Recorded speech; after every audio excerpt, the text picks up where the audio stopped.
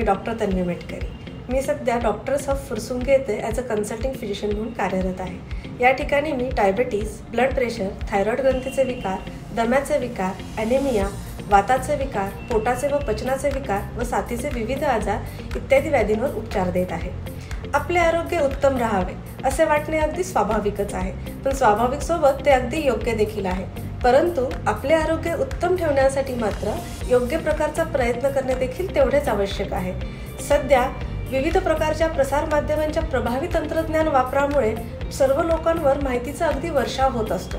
त्यामधून नक्की आपल्यासाठी योग्य काय असा प्रश्न पडतो आणि तेव्हा त्याचा निर्णय घेणं अगदी कठीण जाते।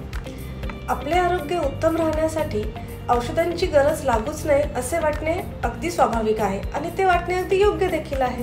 परंतु कोणत्याही व्याधीवर उपचार करत असताना योग्य औषध याबरोबरच योग्य आहार, विहार, व्यायाम, प्रतिबंधात्मक उपाय आणि मानसिक प्रसन्नता यांचा फार मोठा वाटा आहे हे लक्षात घेणे फार गरजेचे आहे। चला आज आपण जाणून घेऊया ब्लड प्रेशर या व्याधीविषयी। ब्लड प्रेशरला सर्वसामान्य भाषेमध्ये बीपी आणि रक्तदाब असे देखील म्हणतात। आजारी पडल्यावर आपण जेव्हा कधी पण डॉक्टरांकडे जातो तेव्हा डॉक्टर तपासणी करत असताना सर्वात प्रथम आपली नाडी म्हणजेच पल्स आणि रक्तदाब म्हणजेच बीपी त्यालाच ब्लड प्रेशर असे चेक करतात। ज्याप्रमाणे आपल्या शरीरामध्ये कोणतेही इन्फेक्शन झाले असता त्याचे प्रथम लक्षण म्हणजे ताप येणे असे आहे, त्याचप्रमाणे विविध आजारांमध्ये बीपी वाढणे किंवा बीपी कमी होणे हे लक्षण दिसून येते।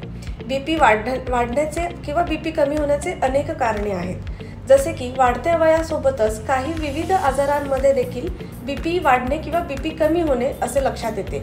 उदाहरणार्थ हृदयासंबंधित असणारे आजार, लिव्हर संबंधित असणारे आजार, किडनी संबंधित असणारे आजार, मेंदू संदर्भात असणारे आजार अशा विविध आजारांमध्ये आपल्याला बीपी वाढणे किंवा बीपी कमी होणे अशा प्रकारची लक्षणे आढळून येतात।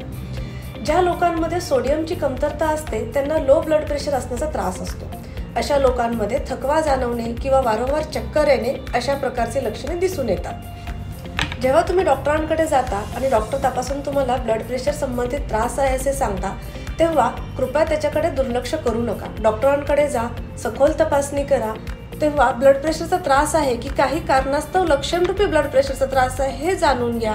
कारण कोणतेही असो ब्लड प्रेशरला नॉर्मल रेंजमध्ये ठेवणे हे आरोग्याच्या दृष्टीने अत्यंत महत्त्वाचे आहे। ब्लड प्रेशरवर उपचार करीत असताना योग्य औषध याबरोबरच योग्य आहार, विहार, जीवनशैली, प्राणायाम, मेडिटेशन या सर्वांच्या साहाय्याने आपण ब्लड प्रेशरवर अगदी उत्तमपणे उपचार करू शकतो। आशा करते तुम्हाला ही माहिती आवडली असेल। ब्लड प्रेशर तसंच इतर व्याधींसाठी अधिक माहिती घेण्यासाठी कृपया डॉक्टर्स ऑफ फुरसुंगी येथे संपर्क साधा। थँक्यू।